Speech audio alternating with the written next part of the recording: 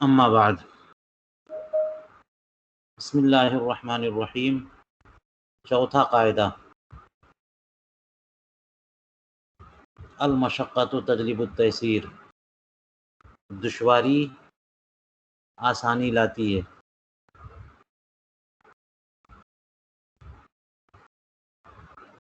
فرمایا کہ 7 اسباب تخفیف ہیں۔ پہلا سبب تخفیف سفر ہے، اور دوسرا سبب تخفیف مرض، تیسرا سفر اور مرض دونوں پر تفریعات ہم نے پڑھ لی۔ تیسرے، چوتھے اور پانچویں اسباب تخفیف کو صرف انہوں نے بیان کیا، اس کی مثالیں نہیں دیں۔ تو غور کرتے ہیں یہ آگے کیا کہتے ہیں۔ چھٹے نمبر پہ یعنی چھٹا سبب تخفیف فرماتے ہیں العسر وعموم البلوا، دشواری اور عموم بلوا ہے۔ یہ تو چھٹے نمبر پہ 2 چیزیں ذکر کر دی انہوں نے، یہ دشواری بھی ہو، تنگی بھی ہو، اور عموم بلوا بھی۔ عموم بلوا کا مطلب یہ ہے کہ وہ چیز عام ہو گئی ہو، ابتلاء عام بھی کہتے ہیں جس کو، کہ ایسا نہیں ہے کہ کسی کسی کے ساتھ معاملہ ہوتا ہے، بلکہ عام طور پہ ہوتا ہے۔ چند لوگ اس سے مستثنا ہوں کہ ان کے ساتھ نہ ہو تو یہ تو ہو سکتا ہے، لیکن عموم بلوا کہتے ہیں اس کو کہ عام اور خاص سب لوگ اس میں مبتلا ہیں۔ تو عموم بلوا بھی ہو اور دشواری بھی ہو۔ اب دیکھیے، دشواری اور عموم بلوا، یہاں پہ 2 چیزیں ملا کر کے چھٹا نمبر قرار دیا۔ اس کا مطلب یہ ہوا کہ کوئی ایسا معاملہ ہو جس میں دشواری ہے لیکن اس میں ابتلاء عام بھی ہے، تو سب لوگوں کو دشواری میں مبتلا کرنا شریعت جو ہے کہ تقاضے کے خلاف ہے۔ اللہ تعالیٰ نے حرج کو دفع فرما دیا ہے، اس لیے دونوں چیزیں جہاں اکٹھا ہو جائیں گی، عموم بلوا اور تنگی دشواری، تو وہاں آسانی آ جاتی ہے۔ دیکھ لیجئے اس کی مثالیں، بہت مثالیں دے رہے ہیں اس کی، لیکن ان میں جو بھی مثالیں آتی جائیں گی آپ دیکھیے گا دونوں ملا کے یہ بات ہے کہ تنگی بھی ہے، اس میں دشواری بھی ہے، اور عموم بلوا بھی ہے۔ کبھی کبھی ایسا ہوتا ہے کہ دشواری تو ہے لیکن عموم بلوا نہیں ہے، تو اس کی بنیاد پہ اس کا لحاظ نہیں ہوتا، اکا دکا لوگوں کو پریشانی ہوتی ہے تو ان کی وجہ سے حکم کیوں بدلے۔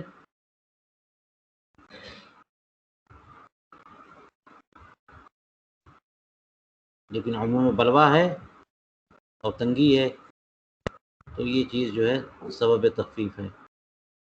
فرمایا کالصلاۃ مع النجاست المعفو عنہا، جیسے کہ معفو عنہا نجاست کے ساتھ نماز۔ معفو عنہا نجاست کی 2 مثال دی ہے، اور آپ کو کتب فقہیہ سے یہ بات معلوم ہے کہ نجاست غلیظہ میں قدر درہم معاف ہے، اور نجاست خفیفہ میں چوتھائی سے کم نجاست ہو تو وہ بھی معاف ہے۔ نجاست خفیفہ جیسے گھوڑے کا پیشاب ہے، ماکل اللحم جانوروں کا پیشاب ہے، اور نجاست خفیفہ نجاست غلیظہ جیسے پیشاب انسانوں کا۔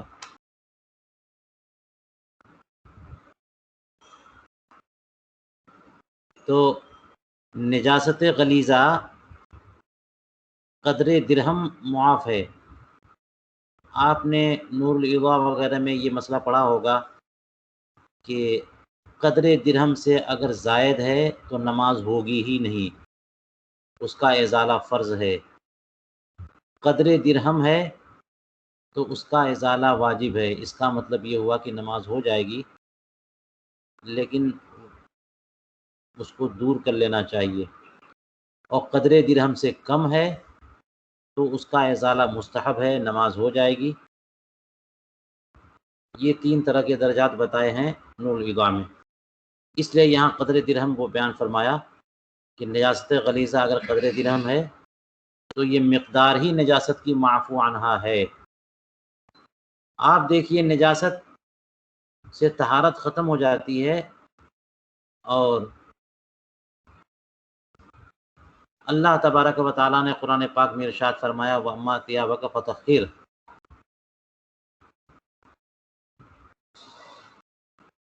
وَثِيَابَكَ فَطَهِّرْ یا ایھا المدثر قم فانذر وربک فکبر وثیابک فطہر۔ تو یہ سب کو شامل ہے، بدن مصلی، مکان مصلی اور ثوب مصلی۔ کوئی نجاست نہیں ہونی چاہیے، لیکن اگر یہ نجاست نہ ہو، اس کو اتنا عام کر دیا جائے کہ بالکل ذرہ برابر بھی نجاست نہ ہو، تو یہ بہت مشکل معاملہ ہو جائے گا۔ انسان نجاستوں میں آنا جانا اس کو پڑتا ہے،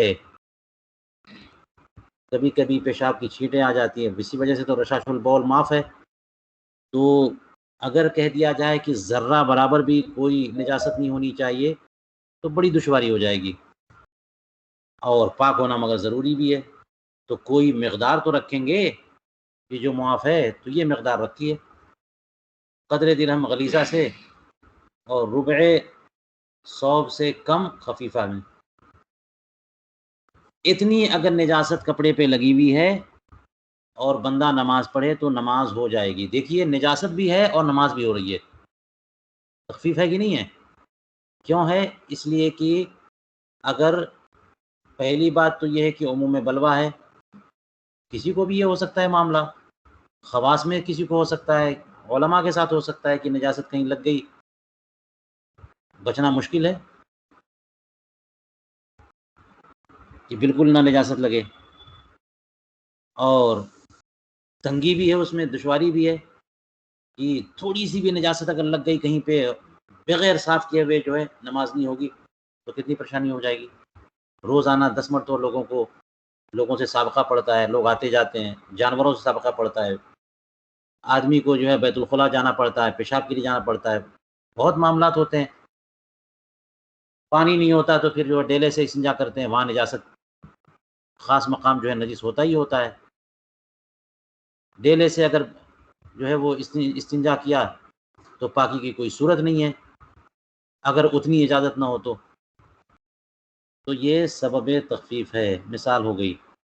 اور دیکھیے مثال فرماتے ہیں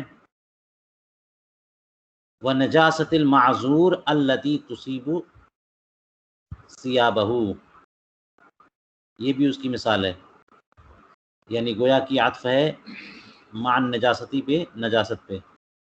نماز معذور کی اس نجاست کے ساتھ جو کہ اس کے کپڑوں پر لگ جائے، لگتی ہو، وَكَانَ كُلَّمَا غَسَلَهَا خَرَجَتْ، اور عالم یہ ہو اس نجاست کا کہ جب جب اس نجاست کو دھلے گا پھر وہ نکل رہی ہو۔ دیکھ لیجئے کبھی کبھی ایسا ہوتا ہے کہ کوئی معذور ہے بندہ، کڑیا پھنسی اس کو ہے یا زخم ہو گیا ہے، تو وہ کبھی کبھی جو ہے دم سائل ہو جاتا ہے، بہتا رہتا ہے، خون بہتا جا رہا ہے۔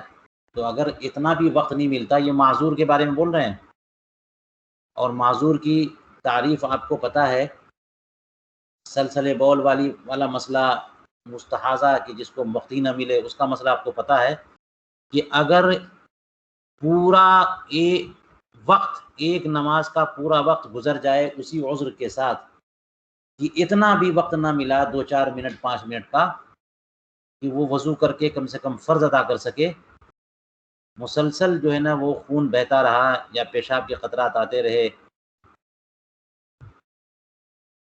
تو بندہ معذور ہو جاتا ہے، اس کا حکم الگ ہو جاتا ہے۔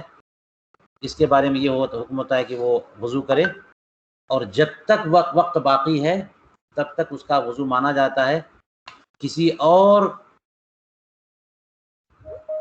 اور ناقض وضو سے تو اس کا وضو ٹوٹے گا، لیکن جس عذر کی بنیاد پر وہ معذور ہوا ہے اس کے خروج سے اس کا وضو نہیں ٹوٹے گا، وہ نماز پڑھ سکتا ہے، خون بہتا رہے نماز پڑھ سکتا ہے۔ یہ تخفیف ملی کہ نہیں ملی؟ کیوں ملی؟ اس لیے کہ عذر بھی ہے اور عموم بلوا بھی ہے۔ تو معذور کی وہ نجاست جو اس کے کپڑوں پہ لگتی رہے، اور عالم یہ ہو کہ جب جب وہ دھلتا ہے تب تک وہ چیز نکل جاتی ہے، وہ نجاست۔ اس میں بھی تخفیف ہوتی ہے. پھر فرماتے ہیں وَدَمِ الْبَرَاغِيثِ وَالْبَقْ فِي الثَّوْبِ إِنْ كَثُرَ. اگر اسی پر عطف مانے کہ نماز نجاست کے ساتھ، نماز خون کے ساتھ، نماز اور کن چیزوں کے ساتھ، براغیث اور بق یعنی پسو، کھٹمل اور پسو، ان سبوں کے خون کپڑے میں لگ جائیں اگر کثیر ہوں تو. آپ دیکھ لیجئے قلیل کا تو معاملہ اوپر ہی ختم ہو گیا، خون تو سب ناپاک ہیں، قلیل جو ہے وہ اوپر ہی ختم، آسان ہو گیا کہ نجاست اگر قلیل ہے چوتھائی، خفیفہ میں چوتھائی سے کم اور غلیظہ میں قدر درہم یا اس سے کم تو معاف ہے. لیکن اگر مچھر، مکھی، پسو، کھٹمل انسان کا سابقہ ان سے پڑتا ہے، انسان جہاں ہوتے ہیں وہیں کھٹمل اور مکھی مچھر ہوتے ہیں،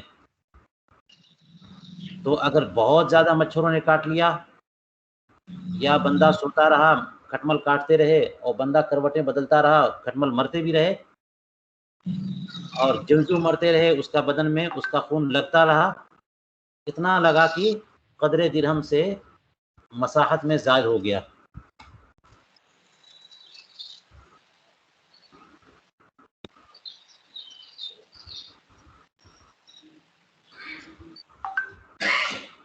تو اب کیا ہے فرما رہے یہاں بھی نجاست نماز ہو جائے گی. ان کثرہ فرمایا اگرچہ زیادہ ہو، اگر زیادہ ہو تو. وجہ وہی ہے کہ کیسے خون سے بچے گا آدمی. اور چلیے کہ وَبَوْلٍ تَرَشَّشَ عَلَى الثَّوْبِ قَدْرَ رُؤُوسِ الْإِبِرِ. ایسے پیشاب کے ساتھ نماز پڑھنا جو چھٹکے کے طور پہ پڑے ہوں، جن کے چھینٹے پڑے ہوں کپڑے پہ سوئی کے سروں کے قدر، سوئی کا جو سرا ہوتا ہے نوک، اس طرح کے پیشاب کے چھینٹے پڑ گئے تو آپ کو یہ پتا ہے کہ اس کی بنیاد پر کپڑا ناپاک نہیں مانا جاتا، کپڑا پاک ہوتا ہے اور نماز ہو جاتی ہے. کیونکہ اس طرح سے پیشاب کے چھینٹوں سے بچنا یہ بندے کے لیے ممکن نہیں ہے. بار بار بندے کو پیشاب لگتی ہے، بندہ جاتا ہے، ہو سکتا ہے ایسے چھینٹے پڑ گئے جو اس کے کنٹرول میں نہیں ہے یا اس کو احساس ہی نہیں ہو رہا ہے. یہ بھی کیوں ہے؟ عموم بلوا اور دشواری. اور دیکھیے وَتِینِ الشَّوَارِعِ وَأَثَرِ نَجَاسَةٍ عَصَرَ زَوَالُهُ. شوارع کے تین کے ساتھ نماز یعنی روڈ پہ جو مٹی پڑی ہوتی ہے، آپ چل کے جاتے ہیں اور وہ مٹی آپ کے پاؤں میں لگ جاتی ہے، کپڑے میں بھی کبھی کبھی لگ جاتی ہے، پھر بھی آپ نماز پڑھ لیجیے، نماز ہو جائے گی. حالانکہ کوئی اندازہ نہیں ہے کہ وہ روڈ پہ ناپاکی تھی یا پاکی تھی، احتمال ہے نجاست کی، نجاست کا احتمال ہے. یہ جو مسئلہ یہاں پہ ذکر کیا ہے، یہاں پر یہ کنفرم نہیں ہے کہ نجس ہے یہ، تو یہ تمام مثالوں سے یہ مسئلہ مختلف ہو گیا. یہ تینوں شوارع کو تو چونکہ احتمال ہے وہاں پہ پتہ ہی نہیں ہے، اس لیے کیچڑ کو پاک مانا جاتا ہے، کیچڑ کو پاک مانا گیا. تو اس کو اگر یہ مانا جائے کہ ایسی سڑکوں کے کیچڑ یا ایسی سڑکوں پہ جو ہوتی ہوئی دھول اور مٹیاں ہیں جہاں پہ پتہ ہے کنفرم ہے کہ وہاں پہ لید گوبر جانور کرتے ہیں، ناپاکیاں ہیں، اگر وہ مراد لیں تو پھر یہ بھی مثال ہو گئی کہ معلوم تو ہے کہ ایسی مٹی ناپاک ہے لیکن پھر بھی انسان چونکہ روڈ سے ہٹ نہیں سکتا، جانا پڑے گا ہی، اور جب جب جائے گا تب تب مٹی اس کے پاؤں میں لگے گی اور بار بار دھونے کا حکم ہوگا، مشکلات آئیں گی، تو نماز ہو جاتی ہے. اسی طرح سے ایسی نجاست کا اثر جو اس کے بدن پر یا کپڑے پہ ہے جس کا زوال مشکل ہو، اس کے بارے میں باقاعدہ صراحت ہے کہ یہ پاک ہے. کسی کے کپڑے میں مثال کے طور پہ پخانہ لگ گیا اب اس کو وہ دھل رہا ہے تو ازالہ عین سے ہی نجاست، ازالہ عین سے ہی طہارت کا حکم ہو جاتا ہے۔ اب یہ ہو سکتا ہے کہ آپ نے ازالہ عین کپڑے سے پانی ڈال ڈال کے کر دیا، لیکن وہاں اس کا رنگ باقی ہے، خون کسی کے کپڑے پہ لگ گیا، کپڑا لال ہو گیا، آپ نے دھل دھل کر کے اس کو خون کے اثرات کو، خون کو ختم کر دیا، لیکن لالی جو ہے کپڑے میں باقی ہے، اس کو دور کرنا جو ہے مشکل ہے۔ تو ایسے اثر کے ساتھ نماز پڑھنا جس کا زوال مشکل ہو، نماز ہو جائے گی۔ اسی طرح فرماتے بقول سنور فی غیر امان الماء وعلیہ الفتویٰ، سنور تو بلے کو کہتے ہیں، ہرہ کا مذکر، تو بلی کا پیشاب جو پانی کے برتنوں کے علاوہ میں، اس کا مطلب یہ ہوا کہ پانی کے برتنوں میں اگر اس کا پیشاب پڑ جائے تو پھر یہ ہے برتن ناپاک ہوگا اور دھلنا پڑے گا۔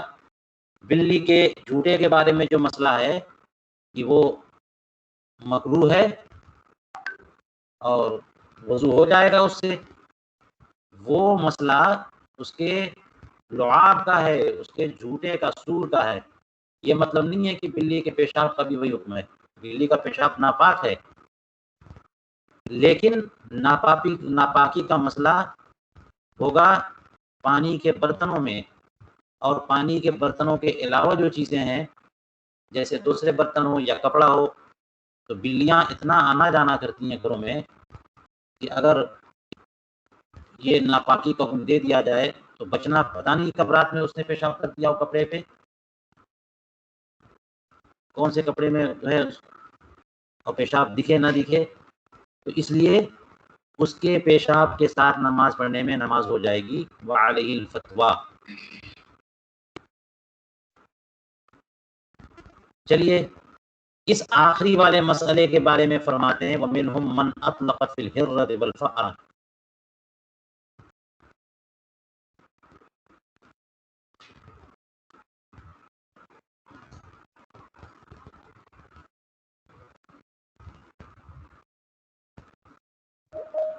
کہ بعض لوگوں نے ہرہ اور فأرہ کے بارے میں مطلقاً یہ حکم بیان کیا ہے۔ یہاں پر تو یہ حکم ایک مقید ہے نا کہ پانی کے برتنوں کے علاوہ کے ساتھ، غیر امان الماء کہہ دیا، یعنی ہر جگہ نہیں، لیکن بعض لوگوں نے اسے مطلق قرار دے دیا کیونکہ بلی اور چوہے دونوں ایسے ہیں کہ ان سے بچنا، گھر میں رہتے ہی ہیں، وہ جہاں انسان ہوتے ہیں وہیں بلیاں آتی ہیں،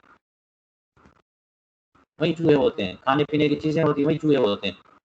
تو بلی اور چوہے کے معاملے میں چونکہ عموم میں بلوا ہے اور ان کے پیشاب وغیرہ سے بچنا بہت مشکل ہے، اس لیے صرف اوان الماء اور غیر امان الماء کی قید نہیں ہے، مطلقاً اگر پیشاب ان کا ہو تو وہ معاف ہے۔ چلیے آگے کہتے ہیں وَخَرْءِ حَمَامٍ وَعُصْفُورٍ وَإِنْ كَثُرَ، اسی طرح سے کبوتری کی بیٹ اور یوں ہی چڑیوں کی بیٹ اگرچہ زیادہ ہو، اس کے بارے میں تو حکم یہ ہے کہ یہ پاک ہوتے ہیں، تو یہ اس قول پر یہ مسئلہ ہوگا جس قول پر یہ ناپاک قرار دیے جائیں، کیونکہ اڑتے ہوئے پرندوں کے بیٹ جو ہے وہ خاص طور سے معقول اللحم جو ہیں وہ پاک قرار دیا گیا ان کو۔ یہاں پہ فرمایا کہ اس بیٹ کے ساتھ کوئی نماز پڑھے تو نماز ہو جائے گی، کیونکہ وہ چڑیاں اور کبوتر جو ہے نا وہ آسمان پہ جہاں شہر میں اڑتے رہتے ہیں، کب انسان کے کپڑے پر، سر پہ، کہاں پہ بیٹ کرتے ہیں کیسے پتا ہے کیا ہوگا اس کا؟ اس لیے چونکہ عموم میں بلوا بھی ہے اور ہر بار دھونا اس میں دقت بھی ہوگی تو نماز ہو جائے گی۔ اسی طرح سے فرماتے ہیں وَخَرْءِ الطُّيُورِ الْمُحَرَّمَةِ فِي رِوَایَةٍ، یہ ایک روایت میں کہ وہ پرندے جن کا کھانا جیسے شکاری جانور ہے، سارے پرندے تو حلال نہیں ہیں، چیل ہے، کوا ہے، یہ سب حرام ہے، تو ایسے جانوروں، حرام پرندوں کے بیٹ کے ساتھ بھی یہی مسئلہ ہے، یہ ایک روایت میں۔ وما لا نفس له سائلہ، اور جس کے پاس جو ہے وہ بہتا ہوا خون نہ ہو، اس کا بھی مسئلہ یہی ہے. جیسے مثال کے طور پر میڈک ہے نا، نفس سائلہ نہیں ہے، تو اس کا بھی بیٹ کے بارے میں یہی مسئلہ ہے.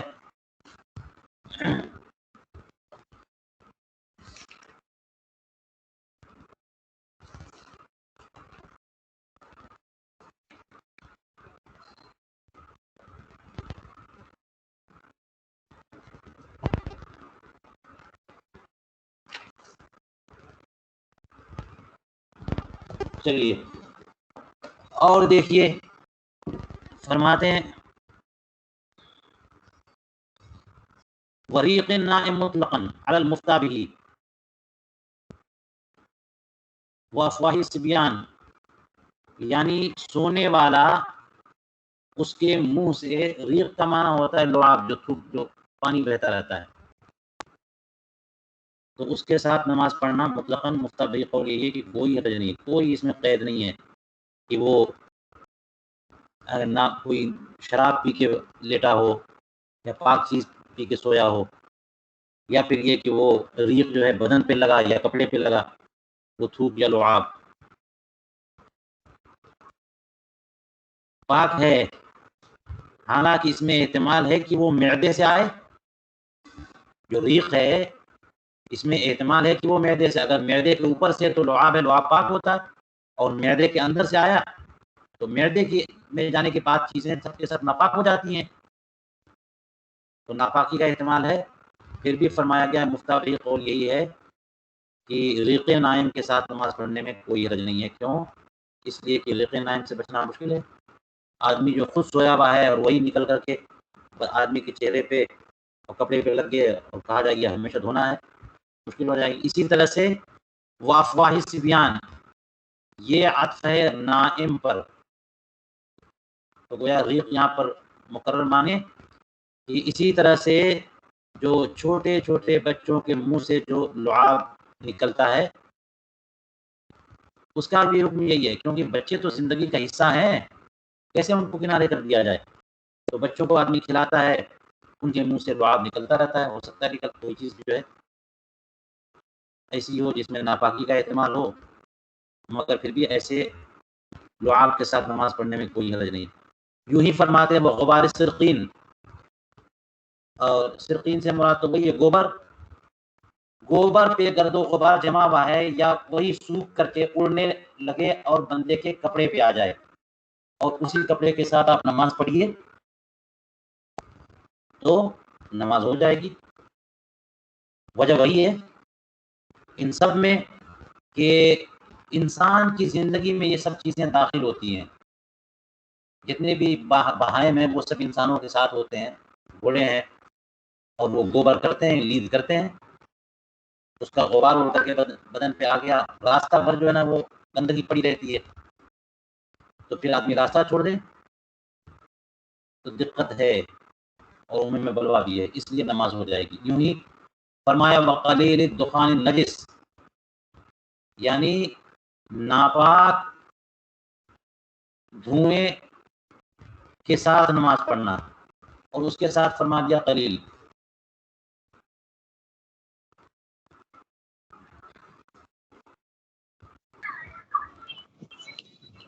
یہ تو اسی تقدیر پہ ہے کہ دھواں ناپاک ہو، ورنہ مفتى قول تو یہ ہے کہ ناپاک نہیں ہے دھواں، ناپاک چیز کا بھی دھواں پاک ہے. گوبر جیسے جلاتے ہیں، گوبر ناپاک ہے لیکن اس کا جو دھواں نکلتا ہے پاک ہے. تو گویا کہ یہ اس قول پر، جس قول جو دھوئیں کی ناپاکی کا قول ہے، اس تقدیر پہ فرماتے ہیں کہ اگر ایسا دھواں کپڑے پہ لگ جائے تو بھی نماز ہو جائے گی. اور اسی طرح فرمایا ومن فضل حیوان، دیکھو تو وہ نسخہ میری منفضل حیوان پہ کچھ ہے. ایک بار اور یہ فرما دیں حضور، وافواہ الصبیان.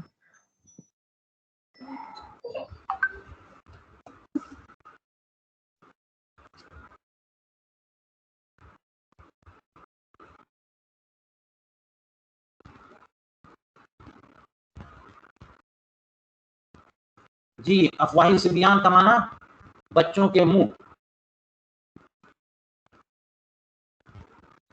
بچوں کے جی فم کی افواہ ہے نا، اس لیے میں نے کہا کہ یہ نائم پر عطف ہے کہ سونے والا اس کے منہ سے جو ہے نا پانی نکل رہا ہے، یا پھر بچے جاگے ہوئے ہیں ان کے منہ سے پانی نکل رہا ہے، تو اس کا کیا حکم ہے؟ اسی طرح فرمایا وہ منفصل حیوان، کہ منفذ حیوان، اور منفذ سے مراد یہاں پر یہ ہو سکتا ہے کہ جاندار کوئی بھی ہے، اس کے گوشت کے تعلق سے ایسے مقامات جو منفذ کا حکم رکھتے ہیں، جہاں سے نجاست نکلتی ہے، تو اس کی پاکی کا حکم دیا جائے۔ اس میں دیکھنا ہوگا کہ کسی نسخے میں منفذ کے علاوہ کچھ اور ہے کیا،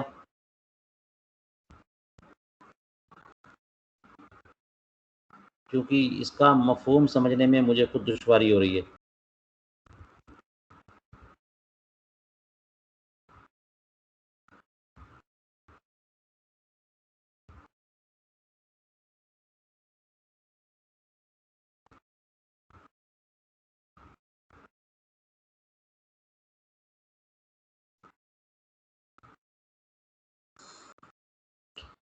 چلیے اس پہ آپ حضرات نشان لگا دیجئے، وہ منفذ الحیوان، اور پھر اس پہ غور کرتے ہیں انشاءاللہ۔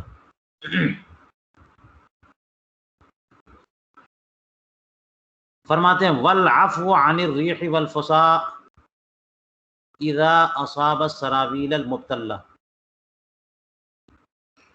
والمقعد علی المفتى به، اسی کی مثال یہ بھی ہے، یعنی عسر اور عموم بلوا کے ساتھ کی وجہ سے نماز درست ہو جاتی ہے، یہ مثالیں گزری۔ تو فرماتے ہیں اسی طرح سے ریح اور فسا یہ دونوں معاف ہیں۔ یہ فسا جو ہے، ریح تو ہوا کو کہتے ہیں جو خروج ریح جو ناقض وضو ہے، اور یہ فسا تخصیص بعد تعمیم ہے۔ ضرات اور فسا دو ہوتے ہیں، ایک تو وہ ہے جس میں آواز ہوتی ہے، اور ایک وہ ہے جس میں آواز نہیں ہوتی ہے، تو فسا اور ضرات، تو اس لیے ریح پہلے عام کہا اور فسا اس کے بعد کہا کہ ہوا نکلے خارج ہو، یا پھر جو ہے ہلکی سی آواز ہوا نکلے، تو یہ سب چیز معاف ہے۔ حالانکہ آپ کو پتہ ہے کہ خروج نجاست مزیل طہارت ہے، تو یہ معدے سے ہوا نکلی ہے تو یہ ناپاک ہونی چاہیے، لیکن پھر بھی اس کو معاف کیا گیا، اس کو پاک قرار دیا گیا۔ یہ کب معاف ہے؟ اذا اصاب السراویل المبتلہ، جب تر شلواروں میں یہ یعنی پجامے میں یہ لگ جائے، یا پھر مقعد میں یہ لگ جائے، گزرے گی تو مقعد سے، اور بندہ جو ہے وہ لنگی تہبند یا پجامہ پہنے ہوئے ہے وہاں سے گزرے، اور صورتحال یہ ہے کہ وہ حصہ بدن کا تر ہے، یا پھر کپڑا کا جو مقام ہے وہ میانی وہ تر ہے، اور ایسی جگہ سے بھیگی ہوئی میانی سے اگر ہوا نکلی تو وہ تو معدے سے نکلی بھی ہے، ناپاک جگہ سے نکلی ہے، تو خود وہ گزر جائے الگ بات ہوتی ہے، اگر تر کپڑے کو چھوتے ہوئے وہ گزری تو تر کپڑا نجس ہو جانا چاہیے، پھر اس کے ساتھ نماز نہیں ہونی چاہیے، لیکن فرمایا نہیں، معاف ہے۔ تر کپڑے سے بھی اگر جو خارج ہوا ہوئی ہے وہ گزرے تو اس کے باوجود ناپاکی کا حکم نہیں ہوتا اور نماز ہو جاتی ہے علی المفتى به۔ چلیے آگے فرماتے ہیں وکان الحلوانی لا یصلی فی سراویلہ ولا تأویل لفعلہ الا التحرز من الخلاف۔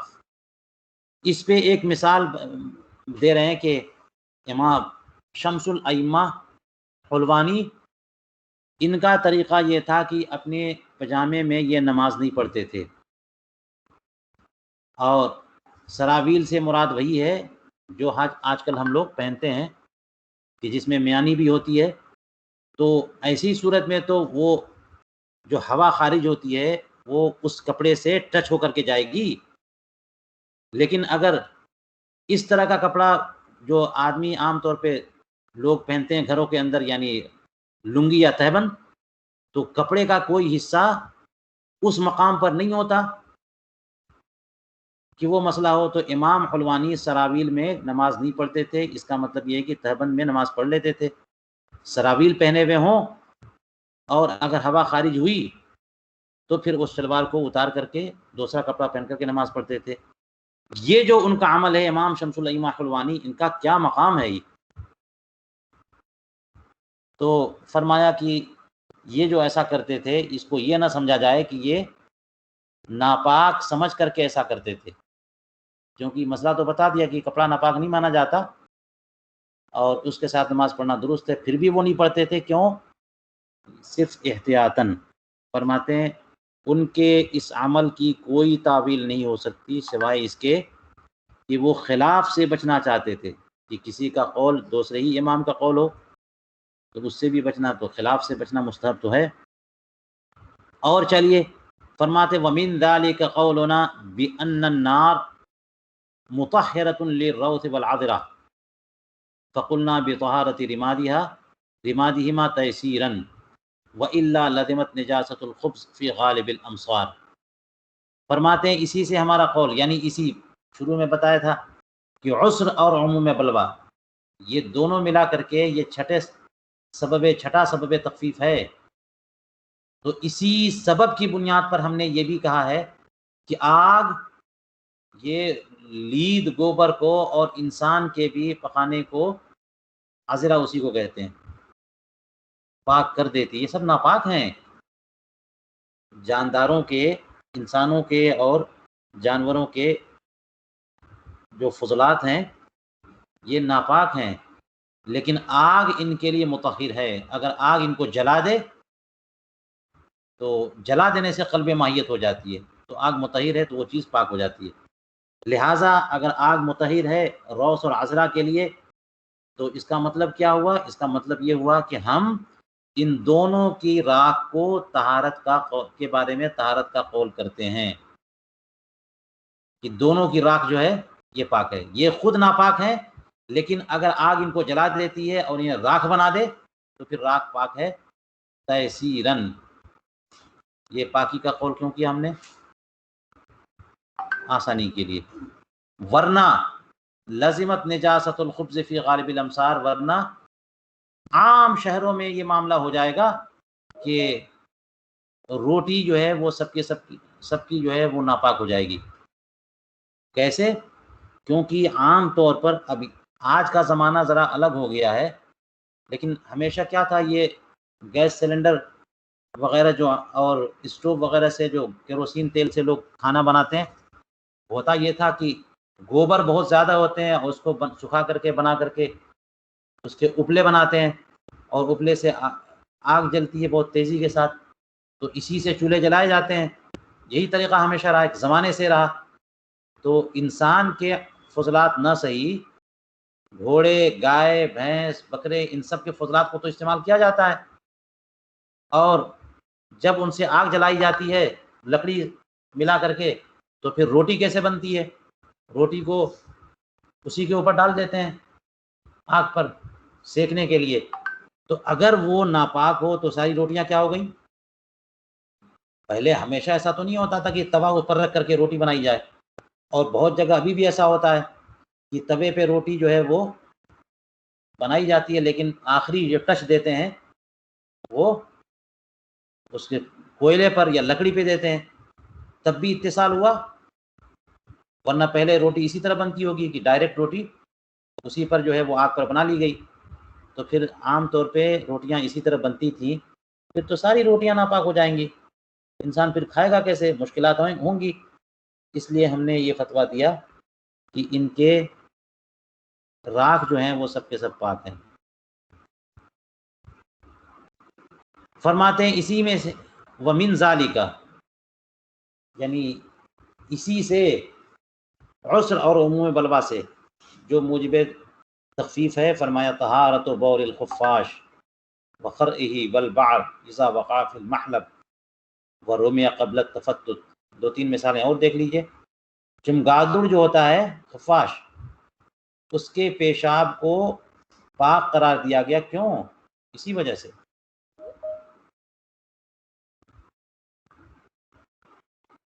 اور اس کے بیٹ کو بھی پاک قرار دیا گیا. اسی طرح سے فرمایا بعر، یہ مینگنی جو ہوتی ہے اگر دودھ کے برتن میں گر جائے، تو دودھ بھی ہوتا ہے اس میں، دودھ کے برتن میں جب بندہ بکری سے دودھ دوتا ہے تو نیچے کر کے اس کے تھن کے پاس برتن رکھتا ہے، اسی ٹائم اس نے مینگنی کر دیا اور مینگنی چلی گئی دودھ کے برتن میں، کیسے بچے گا بندہ؟ تو کہتے ہیں کہ مینگنی کے بارے میں بھی تخفیف کا حکم ہے جبکہ محلب میں پڑ جائے. فرمایا اور تفتت سے پہلے پہلے اس کو نکال پھینکا جائے، یعنی مینگنی ٹوٹنے سے پہلے. یہ مسئلہ ہے کہ مینگنی خود پانی میں گر جائے تو پانی ناپاک نہیں ہوتا، لیکن سالم مینگنی پوری، اور اگر وہی پانی میں گر کر کے ٹوٹ جائے تو پھر پانی ناپاک ہو جاتا ہے. اسی لیے قبل تفتت فرمایا، ٹوٹنے سے پہلے پہلے اس کو نکال کر کے پھینک دیں تو اس کی نجاست جو ہے وہ دودھ میں صلاحیت نہیں کرتی. ٹوٹ جانے سے اس کی ایک بندش جو ہوتی ہے مینگنی کی وہ ختم ہو جاتی ہے اور آسانی سے اس کے اجزاء جو ہے صلاحیت کر جاتے ہیں دودھ میں، تو پھر دودھ ناپاک ہے. اسی طرح اور دیکھ لیجئے وتخفیف نجاست الارواس عندہما، لید گوبر کی نجاست کو مخففہ قرار دینا صاحبین کے نزدیک یہ بھی اسی قبیل سے ہے، ورنہ امام ابو حنیفہ کے نزدیک تو نجاست غلیظہ ہے، وہ نجاست خفیفہ قرار دینا اسی سے ہے کیونکہ عسر اور عموم بلوا.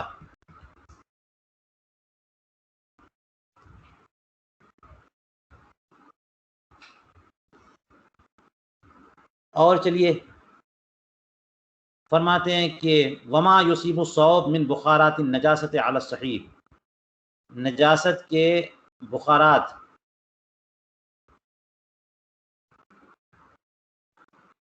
جو بھی کپڑے پر لگ جاتے ہیں، یہ صحیح قول پر یہی ہے کہ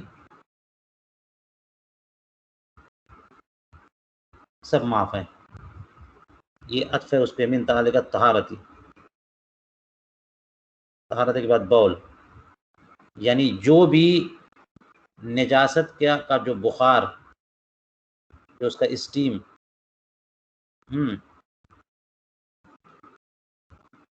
لگ جائے کپڑے پر وہ پاک ہے. حالانکہ اصل میں وہ چیز ناپاک تھی، جیسے مثال کے طور پر ناپاک پانی ہے یا پانی ہے اس میں شراب ہے، پیشاب ہے، کوئی ناپاک چیز اس میں پڑ گئی، اب اس کو آپ کھولا رہے ہیں، کھولانے سے اس میں سے کیا نکلا؟ بخار نکلا. تو وہ جا کر کے آپ کے کپڑے پہ لگ گیا تو بخار کے ناپاک ہے.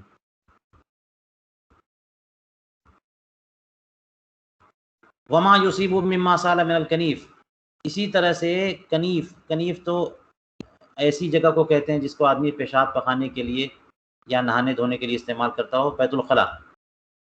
اس میں سے جو پانی بہے وہ پانی بھی اگر کسی کے کپڑے پہ لگ جائے اس کے بارے میں بھی یہی حکم ہے کہ اس کو پاک قرار دیا جائے گا.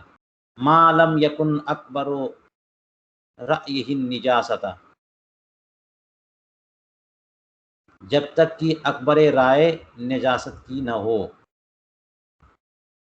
اب دیکھیے کنیف سے پانی بہ رہا ہے، بیت الخلا ٹوائلٹ سے پانی بہ رہا ہے، حمام سے، غسل خانے سے پانی، تو یہاں پہ تو بندہ جاتا ہی ہے پاکی کے لیے، لیکن کیا ضروری ہے کہ جو بھی پانی وہاں سے بہ رہا ہے وہ سب ناپاک پانی بہ رہا ہے؟ کیونکہ نجاست کو جو پانی دور کر دیتا ہے وہ تو نجاست کو دور کر دیا، اس کے بعد پانی زیادہ بہتا ہے تو پاک پانی بھی بہتا ہے. اس لیے جہاں پر پاک اور ناپاک دونوں کا احتمال ہو جائے تو احتمال کی بنیاد پہ ناپاکی کا حکم تو نہیں لگائیں گے فتویٰ کی زبان میں. یہ اور بات ہے کہ احتیاط تو بالکل ہونی چاہیے.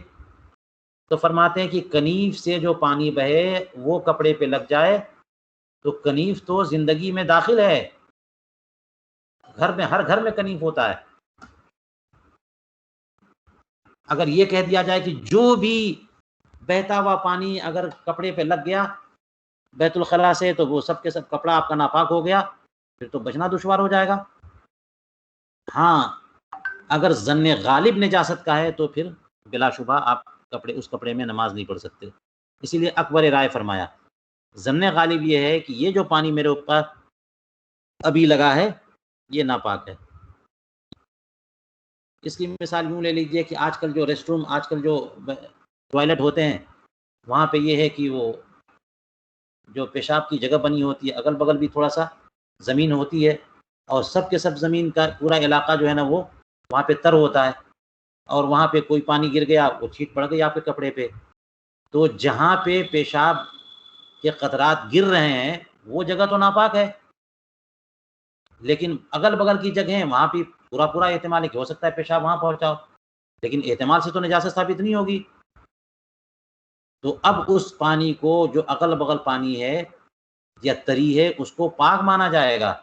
ہاں یہ ہے کہ ظن غالب ہے کہ پیشاب جب کرنے گئے تھے تو چند قطرات وہاں بھی گر گئے تھے، ہو سکتا ہے وہ اس کے ساتھ یہ پانی آیا ہو، ایسی صورت میں ایسے کپڑے کے ساتھ نماز نہیں پڑھیں گے۔ فرماتے ہیں وما الطابق استحساناً یہ طابق کے پانی کے بارے میں بھی طہارت کا حکم ہوگا۔ یہ طابق تو جو ہے وہ طبق یعنی اوپر جو سلیب ہو، چھت کے سلیب یا تبے کو بھی کہتے ہیں، کوئی بھی چیز جو اوپر کے ڈھک دے، طابق طبقہ یطرق طابق، جو بھی کسی کے سرے کو ڈھک دے، ڈھکن ہے، توا ہے، چھت ہے، سلیب ہے، پتھر ہے، یہ سب کے سب طابق میں آ گئے، تو ان کا پانی استحساناً پاک مانا جائے گا۔ اس کی صورت دیکھ لیجئے کہ احرقت العذرہ فی بیت فاصاب ماء الطابق ثوب انسان، کہ کسی گھر میں چھوٹے سے کمرے یا حجرے یا چولہا کے لیجیے، بہت بڑا چولہا تھا، اس میں انسان کے فضلات کو کیا کیا گیا، جلایا گیا، یا گوبر کو جلایا گیا، اور اس کے جلنے سے اس کا جو دھواں ہے وہ جا کر کے اوپر لگا، اس کا بھاپ یہ جا کر کے اس پہ لگا، کیا نام ہے، توے پہ یا اس کے اوپر جو سلیب ہے یا کوئی بھی چیز ڈھکن لگا ہوا ہے اس پہ جا کر کے اس کا بھاپ لگا، اور بھاپ تو فوراً پانی بن جاتا ہے نا جا کے، تو پھر وہ اس سے سیلان پانی جو ہے وہ کپڑے پہ لگ گیا، تو کیا کپڑا ناپاک ہے؟ فرمانے استحساناً اس کی پاکی کا حکم ہوگا۔ وقزل استبل اذا کان حارن، یہی معاملہ استبل کا بھی ہے، جہاں گھوڑے رہتے ہوں، اگر وہ گرم ہے اور گرمی کی وجہ سے وہاں پر اسٹیم یا بھاپ بن گئی اور پھر وہ انسان کے کپڑے پر آ گئی، تو پھر کیا حکم ہوگا؟ پاکی کا حکم ہوگا۔ کیوں؟ اس لیے کہ وہاں پر احتمال ہے کہ پاک بھی ہو اور ناپاک بھی ہو۔ وعلی قوتہ طابق، جبکہ اس استبل میں اوپر کوئی طابق ہو، کوئی ڈھکن اوپر لگا ہوا ہے، اور اتنی گرمی ہے کہ وہ گرمی سے نجاستیں جو ہیں وہ بھاپ بن کر اڑ رہی ہیں، اوپر کوئی ڈھکن لگا ہوا، وہاں ڈھکن میں وہ بھاپ پانی میں بدل کر کے انسان کے کپڑے پہ لگی۔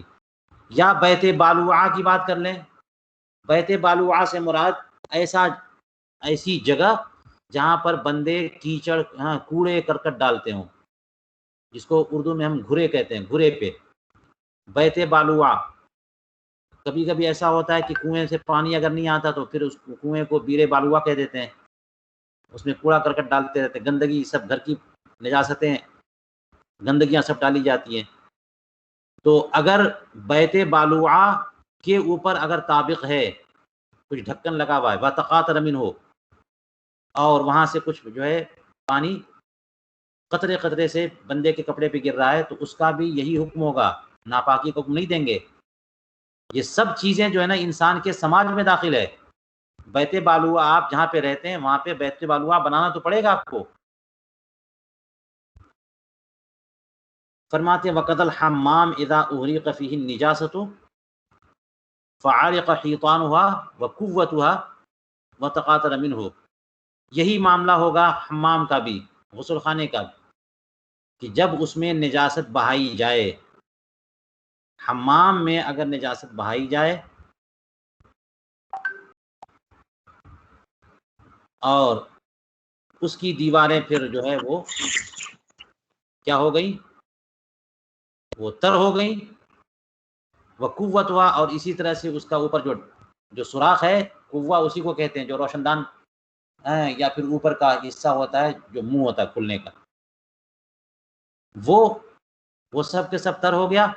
وہ تقاطر منو، پھر وہاں سے قطرے قطرے پانی یا تری زمین پہ آنے لگ گئی، یا بندہ وہاں نہا رہا ہے اس کے اوپر وہ قطرے گرنے لگ گئے، تو اس کی ناپاکی کا حکم نہیں ہوگا۔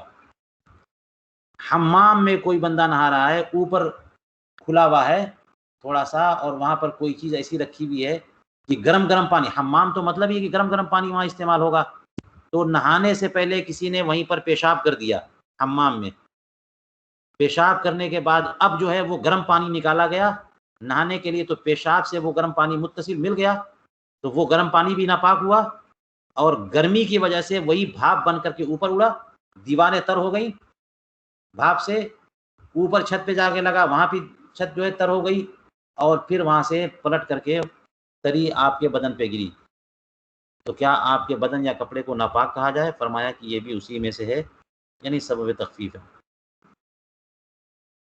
چلیے کہتے ہیں وَقَذَا لَوْ كَانَ فِي الْأَسْطَبِ الْقَوْسِ مُعَلَّقٌ فِيهِ مَاءٌ فَتَرَشَّحَ فِي أَسْفَلِ الْقَوْسِ، یہی حکم ہوگا اس وقت بھی جبکہ استبل میں کوئی قوس ہو جو معلق ہے، قوس کہتے ہیں پیالے کو، کوئی بڑا سا لگن ہے، پیالہ ہے اور وہ معلق ہے، اس میں پانی رکھا ہوا ہے، فَتَرَشَّحَ فِي أَسْفَلِ الْقَوْسِ، تو اب جو ہے وہ اس پیالے کے نیچے سے کچھ رس رس کر کے پانی نیچے گر رہا ہے، اور بندے کے کپڑے پہ پڑ رہا ہے پانی یا بدن پہ پڑ رہا ہے، تو پھر کیا ہوگا؟ استبل میں تو یہی ہوتا ہے نا، استبل میں گھوڑے ہوتے ہیں اور اونٹ ہوتے ہیں، گائے ہوتی ہیں، تو یہ سب کے سب جو ہے نا وہاں ہیں، تو وہاں پیشاب و پخانہ تو کرتے رہیں گے، یہ پوری زمین تو ناپاک رہے گی۔ اب وہاں سے اس کے بخارات اٹھیں اور جا کر کے جو پانی گرم لٹکایا ہوا ہے وہاں پہ اس کے پیندے میں جا کے لگ گئے، اور جب پیندے میں لگ گئے تو اس کے گرمی یا سردی کی وجہ سے وہ پھر پلٹ کر کے انسان کے بدن پہ آئے۔ یہ سب مثالیں اس لیے دے رہے ہیں کہ جو زمانہ تھا یہ اس سے بڑا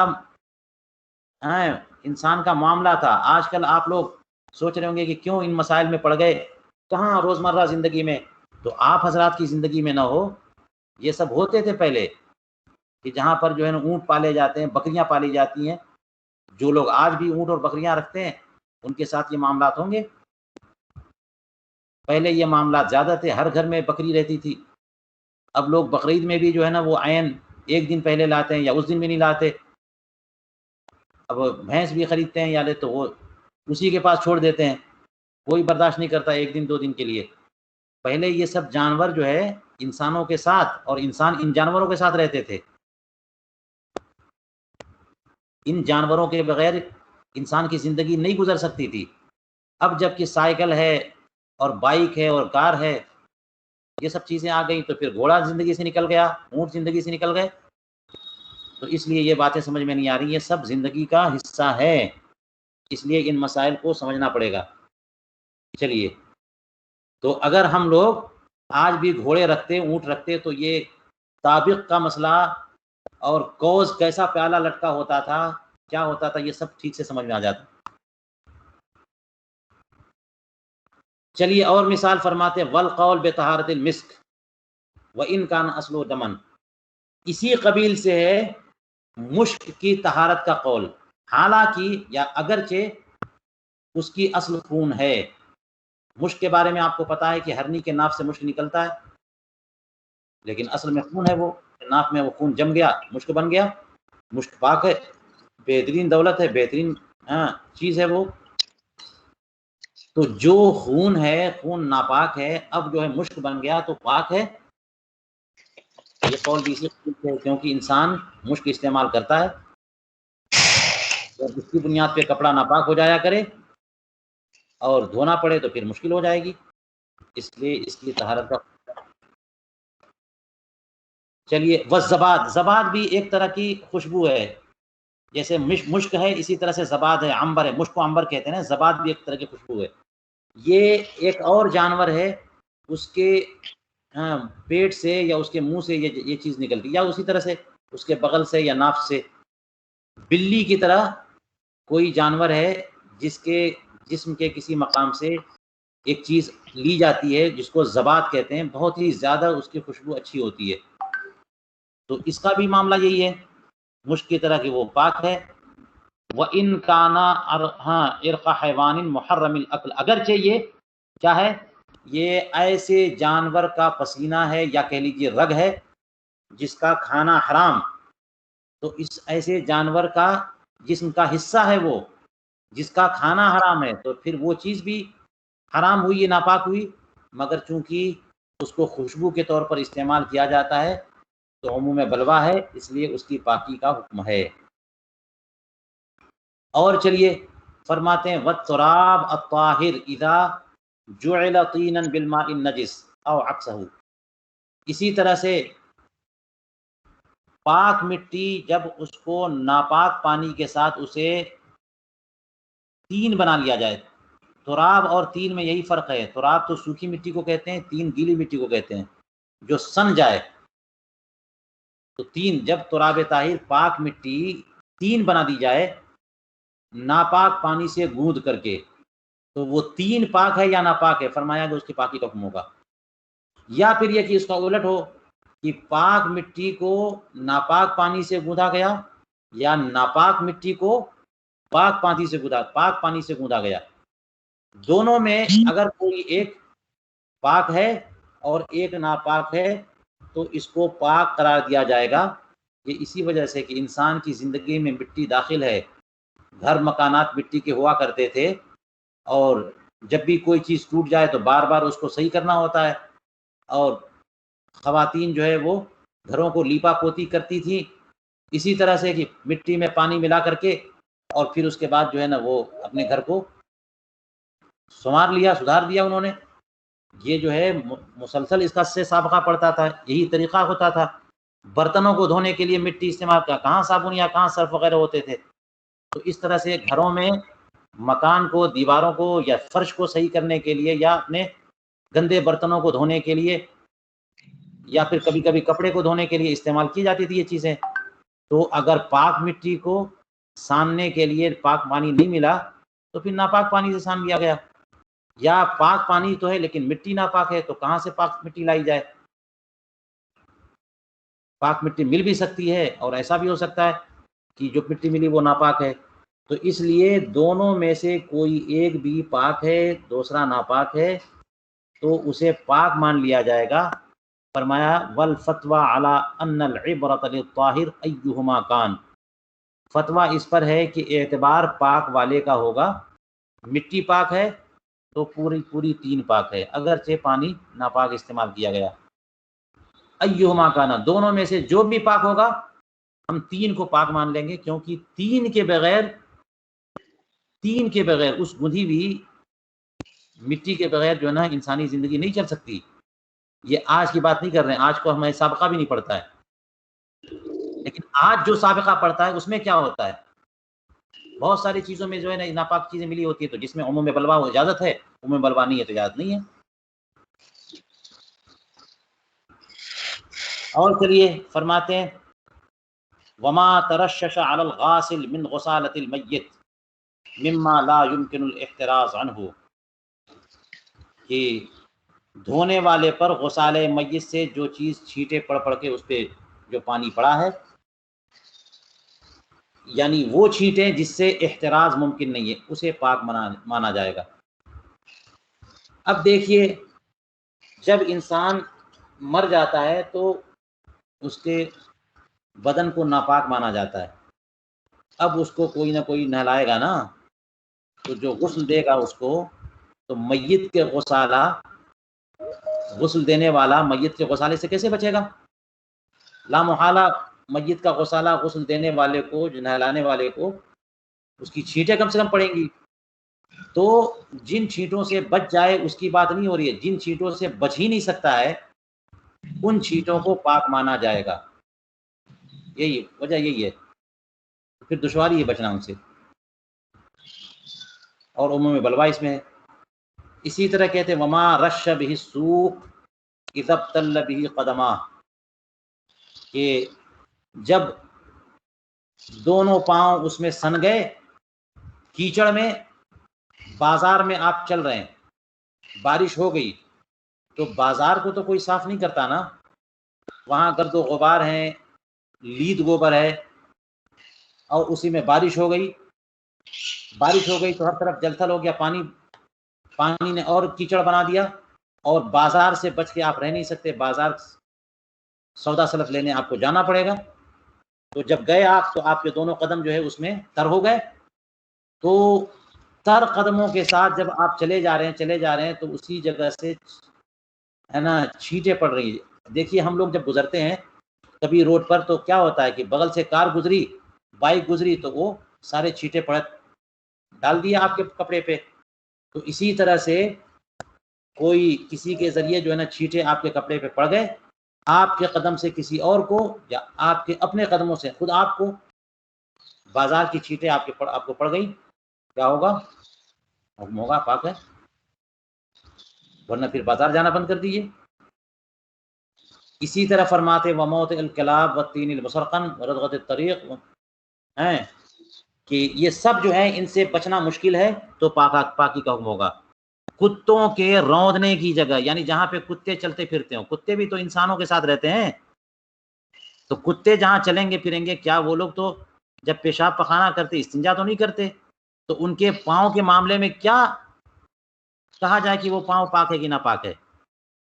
کتے کا جوتا بھی ناپاک ہے، لعاب ناپاک ہے، اسی طرح سے بہت احتمال ہے کہ اس کا پاؤں ناپاک ہو۔ تو اب جہاں پر کتوں کا آنا جانا ہوتا ہے وہ جگہ ناپاک ہو سکتی ہے نا، لیکن چونکہ کتے زندگی میں داخل ہیں اس لیے ان کی ناپاکی کا، وہ موتا کی ناپاکی کا حکم دے دیا جائے تو مسئلہ ہو جائے گا، اس لیے پاکی کا حکم حضرت ہیں۔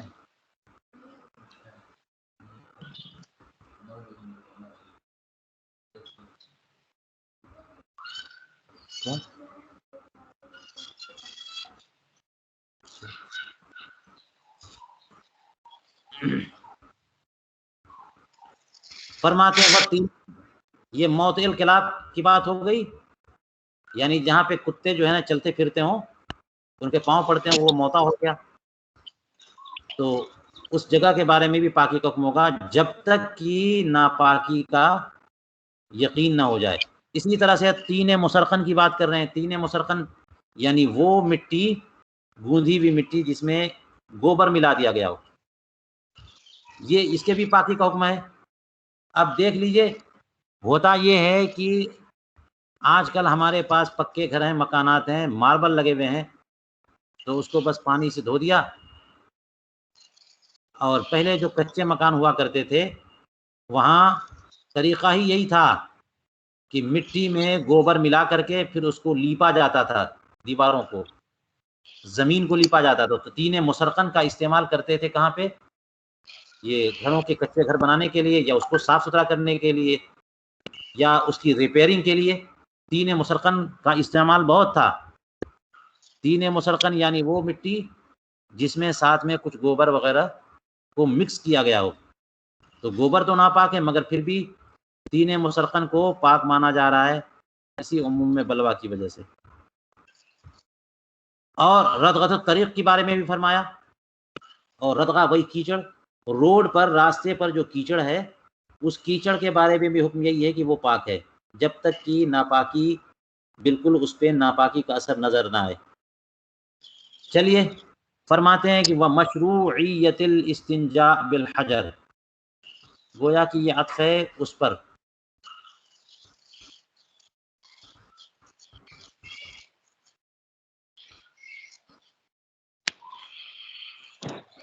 والقول بطہارت المسک، طہارت پہ، اسی قبیل سے ہے مشک کی طہارت کا قول، اور اسی قبیل سے ہے استنجا بالحجر کی مشروعیت کا قول۔ ورنہ پتھر سے استنجا کیسے ہوگا؟ پتھر جو ہے وہ مزیل نجاست تو نہیں ہے، مگر پھر بھی شریعت نے پتھر سے استنجا جو ہے مشروع قرار دیا نا، مع انہ لیس بمزیل، مزیل تو پانی ہے، پھر بھی پتھر سے استنجا کی اجازت ہے۔ تو مزیل نہ ہونے کے باوجود پتھر سے استنجے کی مشروعیت بھی اسی قبیل سے ہے. یعنی کس قبیل سے؟ کہ عموم ابتلا ہے، اس میں عموم بلوا ہے، اور ہر بار پانی سے دھونے میں مشقت ہے. اس لیے اجازت ہے کہ اگر کوئی پتھر سے استنجا کر دیا تو پاک ہو گیا اور نماز پڑھ سکتے ہیں. مع انہ لیس بمزیل حتی لو نزل المستنجی به فی ماء نجسہ، نجستین کے بجائے ہونا چاہیے نجسہ، یعنی وہ پتھر جو ہے مزیل نجاست نہیں ہے. جس پتھر سے آپ استنجا کر رہے ہیں وہ پتھر بیسیکلی مزیل نجاست نہیں ہے. یہاں تک کہ دیکھ لیجیے آپ کہ اگر کسی بندے نے پتھر سے استنجا کیا ہوا ہے اور وہ اس طرح سے پانی میں یعنی دھوئے بغیر اب وہ پانی میں اتر جائے گا، تو اس کا جو وہ مقام ہے، وہ بندہ جو پانی میں گیا اس پانی کو نجس کر دے گا. حضور کریم علیہ الصلوۃ والسلام کی جو حدیث پاک ہے کہ جب بندہ جو ہے نا سو کر کے اٹھے تو اپنا ہاتھ پانی میں ڈالنے سے پہلے دھو لے. کیوں ہے؟ اسی لیے لأنہ لا یدری این باتت یدہ، کہ اسے پتہ نہیں کہ اس کے ہاتھ نے کہاں رات گزاری. تو اس کی وجہ سے کہ ہو سکتا ہے کہ استنجے کے مقام پہ وہ ہاتھ کیا ہو، اور استنجے کا مقام ہو سکتا ہے کہ اس نے استنجا بالماء نہ کیا ہو، استنجا بالحجر کیا ہو. تو جب استنجا بالحجر کرتا ہے بندہ تو نجاست کو تو دور کر دیتا ہے، لیکن وہ جو مقام ہے مخرج سے نجاست چونکہ پھیلتی نہیں ہے اس لیے پاک مانا جاتا ہے، لیکن مخرج بعین ہی ناپاک ہی ہوتا ہے. اس وقت مخرج جو ہے ناپاک ہوتا ہے، مگر نماز کیوں ہو جاتی ہے؟ کیونکہ مخرج جو ناپاک ہے اس کی مقدار بہت معمولی سی ہے، تو آپ نماز پڑھی نماز ہو جائے گی. تو چونکہ وہ مخرج ناپاک ہے، اسی وجہ سے اگر بندہ اسی طرح سے پانی میں اتر گیا اور اس کا وہ حصہ پانی میں لگ گیا تو پھر وہ پانی کو ناپاک کر دے گا. اندازہ ہو گیا کہ وہ پتھر جو آپ نے استعمال کیا استنجے کے لیے، وہ پتھر یہ مت سمجھیے کہ وہ مزیل ہے. اگر وہ مزیل نجاست ہوتا تو آپ مکمل پاک ہو جاتے، یہاں تک کہ مخرج بھی پاک ہو جاتا. پھر آپ جو ہے نا حوض میں اترتے نہانے کے لیے، تو حوض کا پانی یا کوئی پانی جو وہاں سے ٹچ ہوتا وہ پانی ناپاک نہیں ہوتا، حالانکہ ناپاک ہو جاتا ہے. اس کے باوجود استنجا بالحجر مشروع ہے اسی وجہ سے. یہی جو چھٹا سبب تخفیف ہے. فرماتے ہیں والقول بأن كل مائع قالع يزيل النجاسة الحقیقیہ، اسی قبیل سے یہ قول بھی ہے. ومن ذالکہ کے بعد القول ہے نا، قول ہونا اس پر عطف ہے، والقول اسی قبیل سے یہ بھی ہے جو ہم یہ کہتے ہیں کہ ہر مائع قالع نجاست حقیقیہ کو زائل کر دیتا ہے. امام شافعی کے نزدیک صرف پانی ہے وہی مزیل نجاست ہے، بس پانی ہونا ضروری ہے. ہمارے یہاں پانی ہونا ضروری نہیں ہے، کوئی بھی مائع ہو وہ مزیل نجاست ہے. لہٰذا دودھ ہے نا، یا سرکہ ہے، یا گلاب کا پانی ہے، چائے ہے جس کے اندر سیلان ہونا چاہیے، اور قالع کا مطلب ہوتا ہے وہ اس کو اکھاڑ پھینکے، وہ اس کو لے جائے. کہیں پر پیشاب پخانا ہے، اس پر کوئی صرف پانی بہانے سے نہیں، پانی بہا دیں گے تب بھی پانی اس کو دور کر دے، یا پھر اگر سرکہ بہا دیا، سرکے سے دھو دیا کسی نے، یا دودھ سے دھو دیا، تو دودھ جو ہے اور سرکہ اور گلاب کا پانی اس طرح سے کوئی بھی مشروب ہو، اگر ناپاک چیز کو اس سے دھویا گیا تو ناپاک کی دور ہو جائے تو وہ چیز پاک ہو جائے گی. ہر مائع قالع، مائع قالع اس لیے قید لگائی کیونکہ شہد جو ہے قالع نہیں ہے. کوئی ایسی چیز مائع تو ہو، لکوڈ ہے، لیکن اس کے اندر قلع کی صلاحیت نہیں ہے، وہ چیز جو ہے نا وہ بہاؤ کے باوجود وہ چیز وہاں جائے گی تو چپک جائے گی اور اس کو پھیلا دے گی، دور نہیں کرے گی. گاڑھا، جیسے گاڑھا شیرہ ہوتا ہے، گاڑھا شیرہ اس سے آپ دھوئیں گے تو دھلے گا کیسے؟ وہ تو اور زیادہ رک جائے گا وہاں پہ. تو ہر وہ چیز جو مائع ہو یعنی لکوڈ ہو، اور قالع ہو یعنی ناپاکی کو لے کے چلی جانے والی ہو، اس سے نجاست حقیقیہ زائل ہو جائے گی۔ بدن پہ پیشاب لگا ہوا ہے، پخانہ لگا ہوا ہے، گوبر ہے، اس کو آپ نے سرکے سے دھویا، آپ کا بدن پاک ہو جائے گا۔ نجاست حقیقیہ کی بات ہو رہی ہے، وضو کی بات نہیں ہو رہی ہے، نجاست حکمیہ کی بات نہیں ہے۔ وضو نہیں ہوگا پانی کے علاوہ کسی اور چیز سے۔ فرماتے ہیں اسی قبیل سے یہ سب چیزیں بھی ہیں، وَمَسُّ الْمُصْحَفِ لِلصِّبْيَانِ لِلتَّعَلُّمِ، بچے کو قرآن کریم چھونے کی اجازت ہے قرآن کریم سیکھنے کے لیے، کیونکہ بچہ جب جو ہے وہ کب پیشاب کر کے آیا ہوا ہے، اس کو حکم نہیں دیا جاتا کہ جو ہے جا کر کے وضو کرو، غسل کرو اور پھر آ کر کے قرآن پاک پڑھنا۔ حالانکہ حکم ہوتا ہے، لوگ ہاں والدین کہتے ہیں کہ وضو کرو، لیکن وہ وضو ضروری نہیں ہے اس کے لیے۔ بچے کو یہ کہا جائے گا کہ جب چاہے بچہ قرآن کریم جو ہے چھوئے، پکڑے اور سیکھے، کیونکہ تعلم ضروری ہے۔ تو بچوں کو مس مصحف کی اجازت کیوں نہیں ہے؟ بڑوں کو اجازت نہیں ہے، بڑوں کو مس مصحف کی اجازت نہیں ہے جب تک کہ باوضو نہ ہو جائیں، لیکن بچوں کو اجازت ہے اسی وجہ سے سیکھنے کے لیے۔ بڑے تو سیکھ چکے ہیں، اب بچوں کو سیکھنا ہے، تو اگر بچوں کو بار بار کا وہ سیکھنے کے لیے تو ہر 10 منٹ پہ اس کو لے کے بیٹھنا پڑے گا، ہر گھنٹے پہ لے کے بیٹھنا پڑے گا۔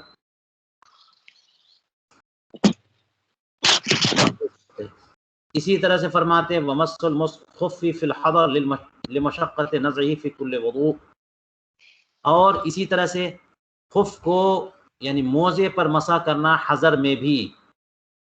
سفر میں جیسے کہ اجازت ہے کہ 3 دن تک 3 راتوں تک خفین پر مسح کر سکتے ہیں، حضر میں 1 دن 1 رات۔ تو 1 دن 1 رات کیوں اجازت ہوئی کہ خفین پہ آپ مسح کر سکتے ہیں؟ کہ مشقت نزعہ فی کل وضو، کیونکہ ہر وضو میں خفین کو اتارنا اس میں مشقت ہے، تو اس لیے فرمایا گیا کہ کم سے کم 1 دن میں 1 مرتبہ اتار لینا، اس میں مشقت نہیں ہے، کم سے کم 1 مرتبہ اتارے وہ۔ وَمِن ثم وجب نزعه للغسل لعدم تکررہ، یہی وجہ ہے کیونکہ عموم بلوہ نہیں ہے، عسر نہیں ہے، دشواری نہیں ہے، اسی وجہ سے اس کا اتارنا واجب قرار پایا غسل کے لیے۔ اگر جنابت کا غسل کرنا ہو یا عورت حیض و نفاس سے پاکی کا غسل کرے گی تو اس کو اپنے خفین نکالنا ہوگا، کیونکہ دن میں 10 مرتبہ تھوڑی ہوتا ہے یہ، اس کے لیے اتارنے میں بندہ دن میں 10 مرتبہ غسل بھی نہیں کرتا، تو 1 مرتبہ یا 2-3 دن میں 1 مرتبہ اگر کسی کو غسل کرنا ہوا اس میں کیا دشواری ہے؟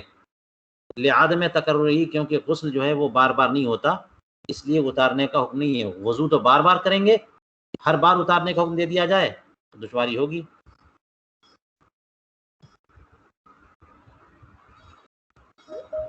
چلیے اور فرماتے ہیں کہ وَمِن وَأَنَّهُ لَا يُحْكَمُ عَلَى الْمَاءِ بِالْاِسْتِعْمَالِ مَا دَامَ مُتَرَدِّدًا عَلَى الْعُضْوِ وَلَا بِنِجَاسَةِ الْمَاءِ إِذَا لَاقَ الْمُتَنَجِّسَ مَا لَمْ يَنْفَصِلْ عَنْهُ۔ یہ بھی دیکھ لیجئے، سب اسی قبیل سے ہے کہ سبب تخفیف یہاں پر جو ہے وہ دشواری اور عموم بلوہ، کوئی چیز جس میں سب لوگ انوالو ہو گئے ہوں، سب لوگ اس میں اس کا سامنا کرتے ہوں اور اس کو دور کرنے میں پریشانی ہے، تو طہارت کا حکم دے دیا جاتا ہے، آسانی دے دی جاتی ہے۔ اور دیکھ لیجئے مثالیں، فرماتے ہیں کہ پانی کے استعمال کا حکم نہیں دیا جاتا، یعنی پانی کے مستعمل ہو جانے کا، جب تک پانی جسم پر جو ہے وہ چل رہا ہے، ما دامہ مترددن، جب تک بدن پر پانی دوڑ رہا ہے اس کو مائع مستعمل قرار نہیں دیا جاتا۔ مترددن کا معنی ادھر ادھر آنا جانا کر رہا ہے۔ اب دیکھ لیجئے کہ پانی جو ہے مستعمل ہو جاتا ہے تو مستعمل سے تطہیر تو نہیں ہوتی نا، مائع مستعمل سے وضو نہیں ہو سکتا، لیکن مائع مستعمل ہوتا کب ہے؟ پانی مستعمل تب ہوتا ہے جبکہ بدن سے جدا ہو جائے، ایک قول میں، اور دوسرے قول میں یہ ہے کہ جدا ہو جانے کے بعد زمین پر قرار پا جانا بھی ضروری ہے، کہ زمین پر پانی گر گیا، قرار پا گیا، اب جا کر کے پانی مائع مستعمل ہوتا ہے۔ لیکن دونوں قول میں یہ تو ہے نا کہ جب تک بدن پر رہتا ہے پانی مستعمل نہیں ہوتا، بدن سے جدا ہونے کے بعد ہی ہوتا ہے۔ تو جیسے آپ نے کوہنی سے یا چہرے پہ کر لیجئے کہ چہرے پہ پیشانی پہ آپ نے پانی ڈالا، اب وہ پانی جو ڈالا ہے آپ نے چہرہ دھونے کے لیے تو پیشانی پہ ڈالا اور بہہ کر کے آپ کی آنکھوں پہ پانی آیا اور ناک پہ آیا اور پھر ہونٹوں پہ آیا، پھر اس کے بعد جو ہے نا ذقن پہ آیا، تو جب اس پانی نے پیشانی کو صاف کیا تو پانی اگر اسی ٹائم مستعمل ہو جانا چاہیے، اور جب مستعمل ہو جائے گا تو پیشانی تو پاک کرے گا لیکن ناکوں کو اور باقی حصے کو پاک نہیں کرے گا۔ یہی بات جو ہے قیاس کا تقاضا یہی ہے کہ پانی جب بدن سے لگا اور وہاں سے ازالے نجاست حکمیہ کیا تو مستعمل ہو گیا، اور جب مستعمل ہو گیا تو پھر اگلے عضو کو پاک نہیں کرے گا وہ، لیکن نہیں، صرف اتنے سے جب تک کہ عضو پر متردد ہے، یعنی عضوی پر ابھی اچھل کود کر رہا ہے پانی، تب تک جو ہے وہ پانی کے مائع مستعمل ہونے کا حکم نہیں ہوتا۔ حالانکہ قیاس کا تقاضا ہے یہ، مگر پھر بھی مستعمل کا حکم نہیں دیا جاتا۔ کب دیا جائے گا؟ جب جسم سے جدا ہو جائے۔ اسی طرح سے ایک اور مسئلہ دیکھ لیجئے کہ پانی جب متنجس سے مل جائے تب بھی اس وقت بھی اس پانی کی نجاست کا حکم نہیں ہوتا جب تک کہ اس سے الگ نہ ہو جائے۔ آپ دیکھ لیجئے برتن آپ دھلتے ہیں، کوئی کپڑا دھلتے ہیں تو کپڑے میں، بدن میں، برتن میں جو نجاست ہوتی ہے، پیشاب مثال کے طور پہ، تو جیسے ہی اس پیشاب سے آپ نے پیشاب کے اوپر پانی ڈالا تو یہ پانی جو آپ نے ڈالا ہے پیشاب پہ، اس پیشاب سے ملتے ہی یہ پانی ناپاک ہوگا کہ نہیں ہوگا؟ جو پانی متنجس سے مل جائے وہ بھی پانی ناپاک ہو جاتا ہے۔ اب بتائیے کوئی چیز پاک ہوگی کیسے اگر اس کی ناپاکی کا حکم ہو جائے تو؟ ایک کپڑا ہے ناپاک ہے، مان لیجئے ایک کپڑے میں پیشاب لگا ہوا ہے، تو جب آپ دھلنے جائیں گے تو جیسے ہی پیشاب کے مقام پہ وہ پانی پہنچے گا جس پانی سے آپ دھل رہے ہیں، تو وہ پانی ناپاک ہو گیا، تو وہ پانی پھر کپڑے کو پاک نہیں کرے گا۔ دوبارہ آپ نے ڈالا تو اب نیا پانی جو لگا یہ بھی ملاقات ہوتے ہی ناپاک ہوگا، اور جب ناپاک ہوگا تو جو ناپاک ہے وہ ناپاک کو پاک کیسے کرے؟ جتنا بھی ڈالتے، قیاس کا تقاضا یہی ہے کہ متنجس سے ملاقات ہوتے ہی، ملتے ہی، جو طاہر ہے متنجس سے ملتے ہی ناپاک ہو جاتا ہے۔ طاہر متنجس آپس میں مل جائیں تو کیا ہو جاتے ہیں؟ ناپاک ہو جاتے ہیں۔ تو طاہر متنجس سے ملتے ہی کیا ہو گیا؟ ناپاک ہو گیا، لیکن پھر بھی ناپاکی کا حکم ہم نہیں دیتے اسی وجہ سے۔ ولا بنجاست الماء اذا لاق المتنجس، جب متنجس سے پانی مل جائے تو اس ملنے والے پانی کی نجاست کا حکم ہم نہیں دیتے جب تک کہ وہ اس سے جدا نہ ہو جائے۔ اب وہ کپڑے سے پانی بہہ کر کے گر گیا تو ہم کہیں گے وہ پانی ناپاک۔ یہ سب اسی قبیل سے ہے۔ فرماتے ہیں وَأَنَّهُ لَا يَضُرُّهُ التَّغَيُّرُ بِالْمُكْثِ وَالطِّينِ وَالتُّحْلَبِ وَكُلِّ مَا يَعْصُرُ صَوْنُهُ عَنْهُ، یہ سب اسی میں سے ہے کہ اسی قبیل سے یہ بھی ہے کہ مکس کے ذریعے تغیر جو ہے نا وہ مضر نہیں ہوتا۔ آپ دیکھ لیجئے مائع مطلق جو ہے اگر بدل جائے تو مائع مطلق نہیں رہ جاتا نا، لیکن کون سی تبدیلی سے مائع مطلق مائع مقید ہو جاتا ہے؟ ہر تبدیلی سے نہیں۔ آپ نے پڑھا ہوگا کہ اگر اس کے ساتھ صابن، اشنان، پاک چیز ملا دی گئی تو اس سے پانی متغیر نہیں ہوتا، رنگ مل جانے سے متغیر نہیں ہوتا۔ تو متغیر ہو کر کے مائع مطلق نہ رہ جائے، اس سے وضو جائز نہ ہو، یہ ایسا نہیں ہوتا، یہ کسی نجاست کے ملنے سے ایسا ہوتا ہے۔ یا پھر اگر کوئی پاک چیز مل گئی اور اس نے جو ہے اس کی رقت و سیلان کو ختم کر دیا تب پھر وہ پانی نہیں رہ جاتا۔ لیکن ہر طرح کا تغیر مضر ہو ایسا نہیں ہے، ایسا نہیں ہے۔ لہٰذا دیکھ لیجئے مثال کہ مکس کے ذریعے تغیر ہو گیا تو یہ پانی کو نقصان نہیں پہنچاتا۔ مکس کا معنی یہ ہے کہ آپ نے پانی کو لوٹے میں رکھا ہوا ہے اور 2 دن 4 دن 6 دن یا گھر میں بند کر کے چلے گئے، 2-4 مہینے کے بعد آپ گھر میں آئے تو پانی ایسے ملے گا تازہ؟ وہ پانی جو ہے نا اس میں مہک بھی آ سکتی ہے، گندا ہو سکتا ہے۔ لیکن مکس کی وجہ سے جو تغیر ہوا ہے، فریش جو پانی آپ تازہ پانی لے کے آ رہے ہیں وہ رکھا ہوا مہینوں سے پانی، دونوں برابر نہیں ہو سکتا، لیکن اس کی وجہ سے یہ تغیر مضر نہیں ہے۔ آپ اس سے بھی وضو کریں گے تو آپ کا وضو ہو جائے گا۔ تو مکس کی بنیاد پر تغیر مضر نہیں ہے. اسی طرح سے 3 کی بنیاد پہ تغیر ہے، یعنی پانی میں مٹی مل گئی تو پانی متغیر تو ہوگا، وہ مٹیالہ پانی ہو جائے گا، لیکن کیا یہ مٹی جو ہے گرد و غبار اس میں پڑ گئی تو کیا وہ پانی ناپاک ہو گیا، مشکوک ہو گیا، مکروہ ہو گیا، کچھ ہو گیا؟ نہیں، جیسا مائع مطلق تھا ویسے ہی مائع مطلق ہے وہ.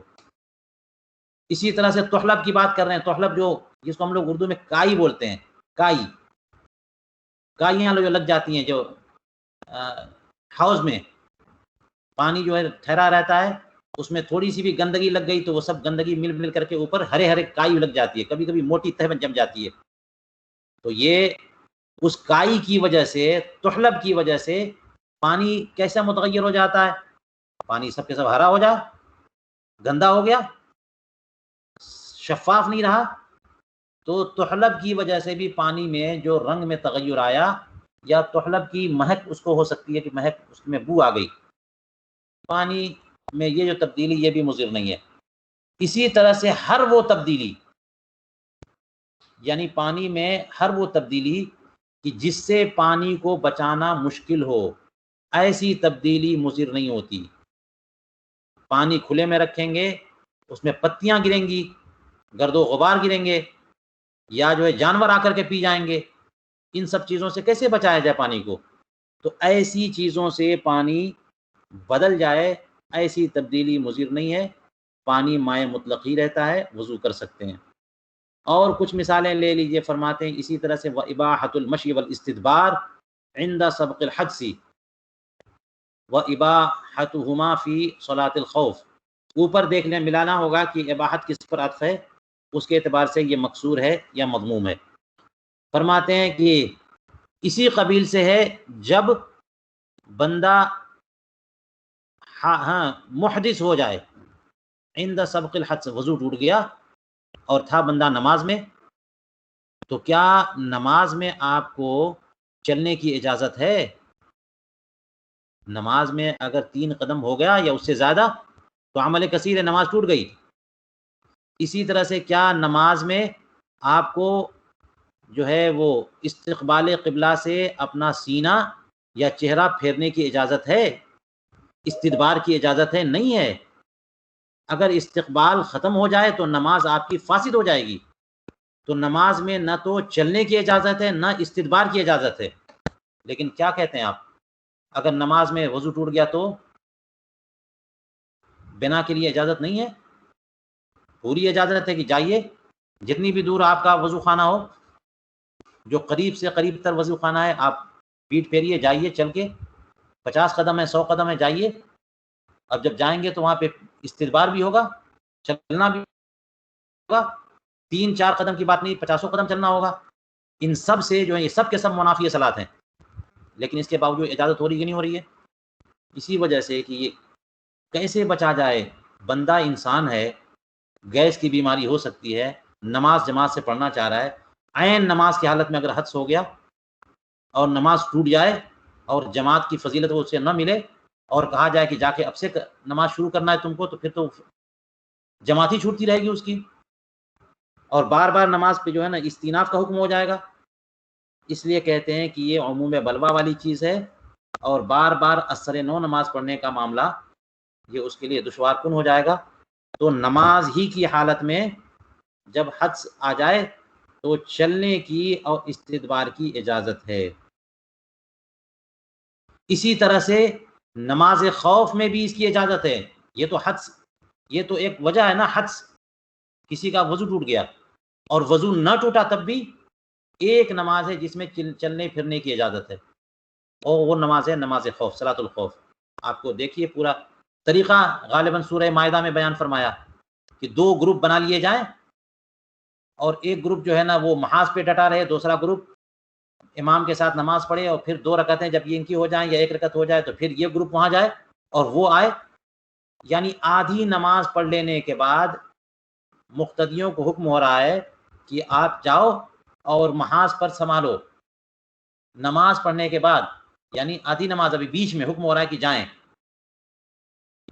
تو اب جب نماز کے لیے نماز پڑھ لیا انہوں نے، 2 رکعت پڑھ لی اور 2 رکعت باقی ہے، پھر ان کو حکم ہو رہا ہے کہ جائیں وہ چلیں استدبار کریں، یہ کیوں ہے؟ صلاۃ الخوف ہے، صلاۃ الخوف میں یا پھر صلاۃ الخوف سے مراد وہ لے لیں نماز جو حالت جنگ میں نماز ہے، جو لڑائی ہو رہی ہے اس میں گھوڑے پہ آدمی دوڑ رہا ہے، اسی حالت میں نماز پڑھ رہا ہے، تو اس میں بھی مشروع استدبار کی اجازت ہے۔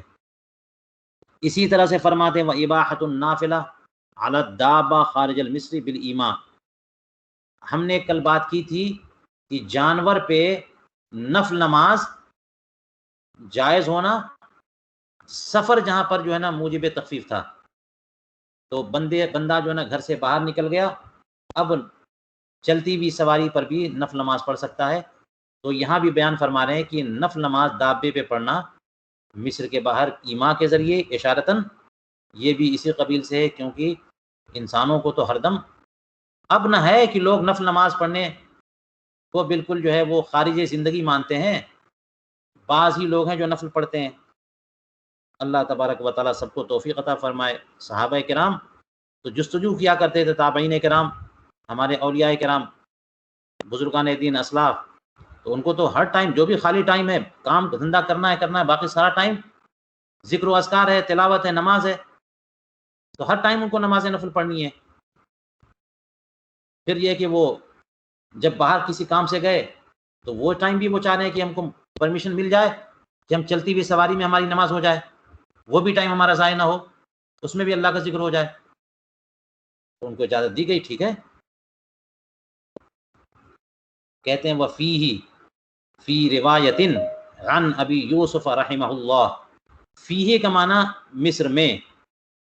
کل ہم نے بات بتا دی تھی کہ نفل نماز جانور پہ، چلتے ہوئے جانور پہ پڑھنا یہ ہے تب جب کہ بندہ شہر سے باہر ہو، شہر کے اندر نفل نماز بھی نہیں ہوگی، لیکن شہر کے، فیہ کا معنی فی المصری، شہر کے اندر بھی ایک روایت میں امام ابو یوسف کے نزدیک جو ہے نا ایک روایت ہے، امام ابو یوسف رحمۃ اللہ علیہ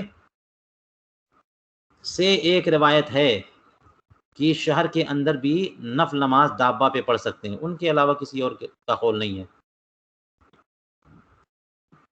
تو فرماتے ہیں اسی طرح سے وَإِبَاحَةُ الْقُعُودِ فِيهَا بِلَا عُذْرٍ، نفل نماز میں بیٹھ کر کے پڑھنا مباح ہے، بلا عذر، کسی عذر کے بغیر، عذر نہیں ہے تب بھی اجازت ہے۔ دیکھ لیا آپ نے، یہ نفل نماز سواری پہ چلتے ہوئے پڑھنا یہ کب ہے؟ جبکہ شہر سے باہر ہو بندہ، لیکن اگر زمین پہ پڑھ رہا ہے تو نفل نماز میں بیٹھ کر کے نماز پڑھ سکتا ہے بغیر کسی عذر کے، فرض نماز بیٹھ کر کے بغیر عذر کے نہیں پڑھ سکتا، نفل بغیر عذر کے پڑھ سکتا ہے۔ یہ بھی اسی قبیل سے ہے، کیونکہ بندے کو تو ہر دم نماز پڑھنی ہے، بندے کو ہمیشہ جو بھی ٹائم خالی مل رہا ہے، ملازمت کی تیاری میں ہے، ملازمت نہیں مل رہی ہے، تو کیا کریں جناب، سارا کے سارا وقت نماز پڑھتے رہو، یہ بھی لوگ ہو سکتے ہیں۔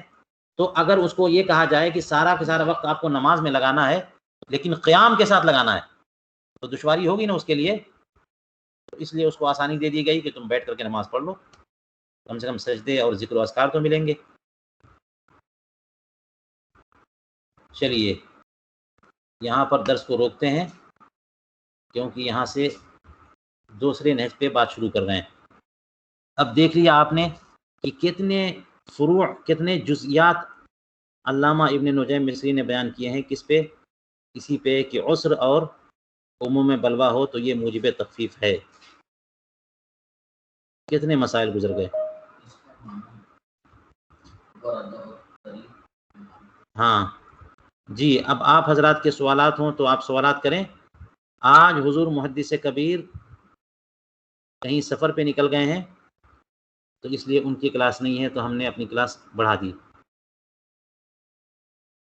آپ حضرات کو ان مسائل میں سے کسی پر کوئی تفصیل چاہیے تو بتائیے، اور کسی کا ترجمہ، جیسے ایک سوال آیا کہ ردغۃ الطریق کا کیا معنی؟ ردغہ کا معنی وہی ہوتا ہے کیچڑ، یعنی وہاں پہ گندگی پڑی، وہ مٹیاں پڑی ہوئی ہیں اور بارش ہو گئی، تو بارش کے بعد اگر بندہ اس پہ چلنا پھرنا کرتا ہے تو وہ چیز کیچڑ بن جاتی ہے۔ ایک تو تین ہے اور ایک کیچڑ ہے۔ دیکھ لیجیے ردغہ کا معنی۔ لغت میں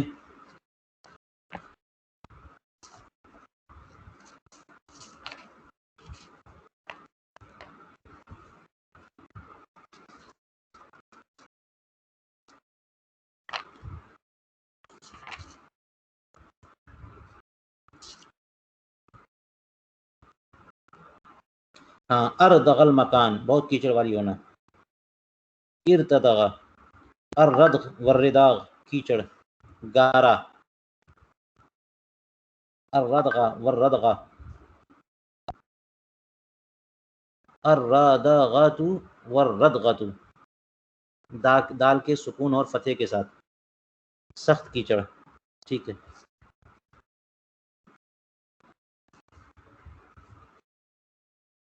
جی